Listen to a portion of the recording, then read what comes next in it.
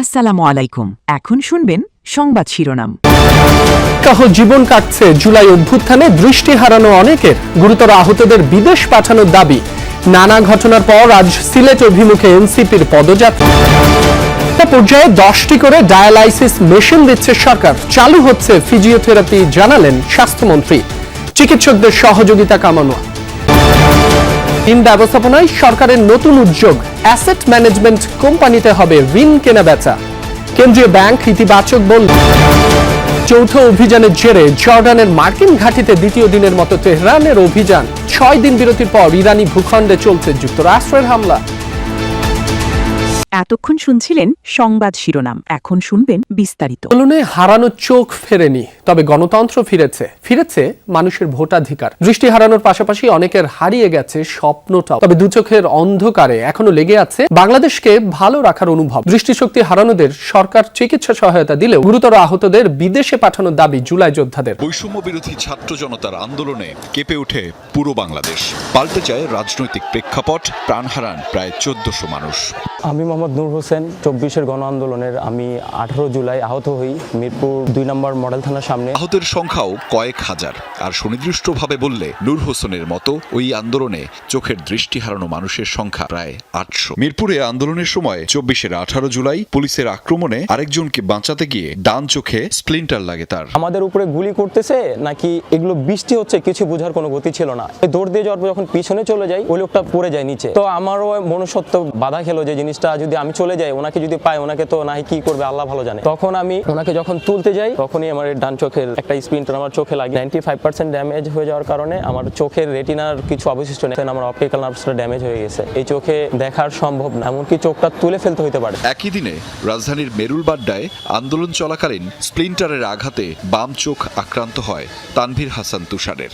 এখনো চোখে স্প্লিন্টার বয়ে বেড়াচ্ছেন তিনি। কানাডা ইউনিভার্সিটির থেকে যে হেলিকপ্টার দিয়ে পুলিশকে উদ্ধার করা হয় ওই দিন 18 জুলাই। কানে এই জায়গায় বুলেটটা এখনো দেখা যায়, মানে দেখা যায় এদিক দিয়ে ঢুকে ওইদিকে আটকে আছে। তো আমি ফ্রেন্ড দিকে তাকাতে ও বলতেছিল কাকা তোর মনে চোখে লাগছে বলাতে আমি বাম চোখে হাত দিছি, হাত দিয়ে দেখি যে চোখে লেভালো একটা অংশ আর কি। লেভালো যে সময় অংশটা আমার হাতে লাগে, তারপর আমি জাস্ট ওরে আক্স করছিলাম যে কাকা বেশি কিছু হয়েছে বলাতে ও বলতেছে না তেমন কিছু হয় নাই, তোর ইমার্জেন্সি হসপিটালে নিতে হবে। শুধুমাত্র স্বৈরাচার ও ফ্যাসিবাদ মুক্ত বাংলাদেশ ও বৈষম্যের অবসান ঘটাতেই তাদের লড়াই ছিল।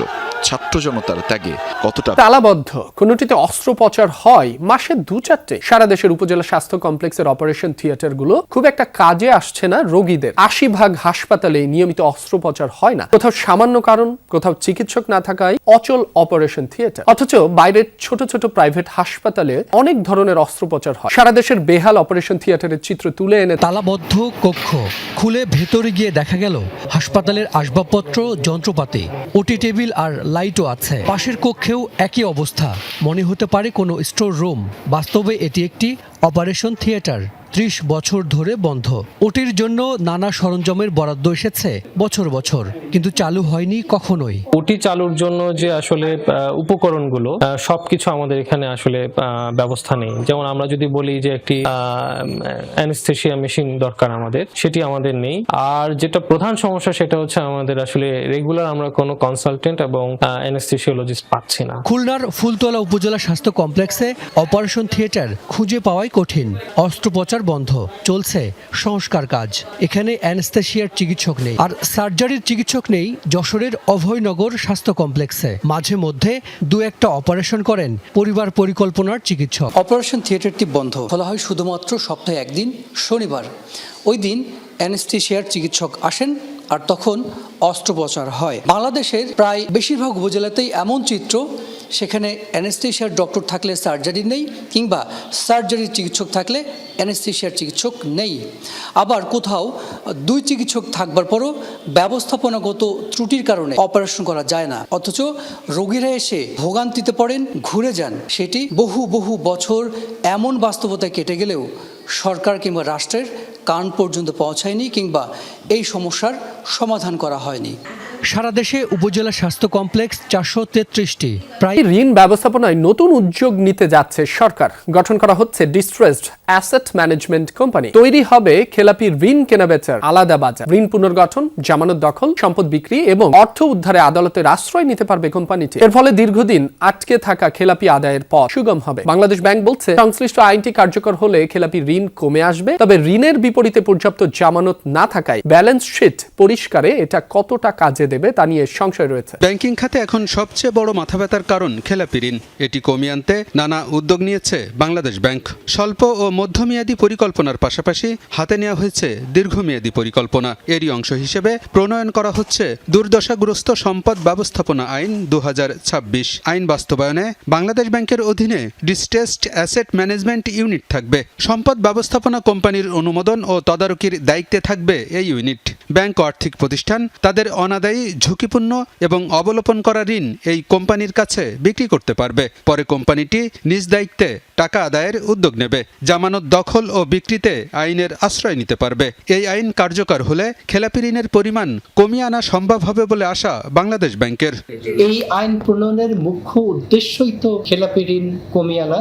বিনামে কিছু ঋণ সৃষ্টি হয়েছে যেগুলো অস্তিত্বই খুঁজে পাওয়া যায়নি, ওগুলোকে প্রথমে তো ফরেন্সিক অডিটের মাধ্যমে আইডেন্টিফাই করা হয়েছে আসলে এই ঋণগুলোর ব্যাকগ্রাউন্ডে কারা ছিল, এটা কিভাবে আমরা ফেরত নিয়ে আসতে পারি। এই আইনি ভিত্তি তৈরি করার জন্যই তো এই ডিস্ট্রেসড অ্যাসেট ম্যানেজমেন্ট আইন প্রণয়ন চাতে। এটা প্রণয়ন হলে অবশ্যই খেলাপি ঋণ কমবে বলে আমরা। সম্পদ ব্যবস্থাপনা কোম্পানির মাধ্যমে খেলাপি ঋণ কেনাবেচার বাজার তৈরি হবে। এতে ব্যাংকগুলো তাদের দায় হস্তান্তরের সুযোগ পাবে। পরিষ্কার হবে ব্যাংকের ব্যালেন্স শিট। ফলে নতুন ঋণ দেওয়ার সক্ষমতা বাড়বে। তবে প্রশ্ন হচ্ছে, ব্যাংকিং খাতে থাকা বিপুল পরিমাণ খেলাপি ঋণের বিপরীতে কতটা জামানত আছে?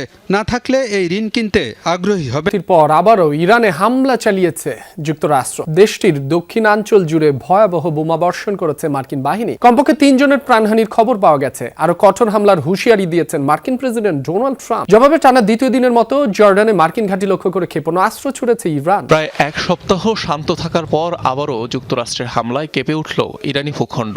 6 দিন বিরতি দিয়ে বুধবার পূর্বাঞ্চলীয় সময় রাত 8টায় দক্ষিণ ইরানে আবারও শুরু হয় মার্কিন সামরিক বাহিনীর অভিযান। ইরানের কৌশলগত গুরুত্বপূর্ণ একাধিক বন্দর ও দ্বীপাঞ্চল করা হয় টার্গেট। কেশম, আবু মুসা ও কিশ দ্বীপে হয় জোরালো বিস্ফোরণ। শুধুমাত্র কেশমেই প্রাণ হারান এক পরিবারের 3 জন। সাময়িকভাবে বিদ্যুৎ বিচ্ছিন্ন হয়ে পড়ে ভূখণ্ডটি। বন্দর আব্বাসেও হয় হামলা। চলমান সংঘাতে আবারও লক্ষ্যবস্তুতে পরিণত হয় বুশের প্রদেশ। অন্তত 3টি শহরে পাওয়া গেছে মার্কিন হামলার খবর। এছাড়াও খুজেস্তান প্রদেশের আবাদান ও ফার্স প্রদেশের কাজেরুন শহরে হয় আক্রমণ। আমরা ইরানের ওপর কঠোর আঘাত আনব। পাল্টা আঘাত করার পালা আমাদের। তারা জানে এমনটা ঘটতে যাচ্ছে, এমনটা না করার অনুরোধও করেছে। গত রাতেই তারা হামলার চেষ্টা করেছিল। দেখা যাক কোনো পর্যায়ে গিয়ে আমরা কোনো সমঝোতায় পৌঁছাতে পারি কিনা। জবাবে জর্ডানের মার্কিন সামরিক স্থাপনা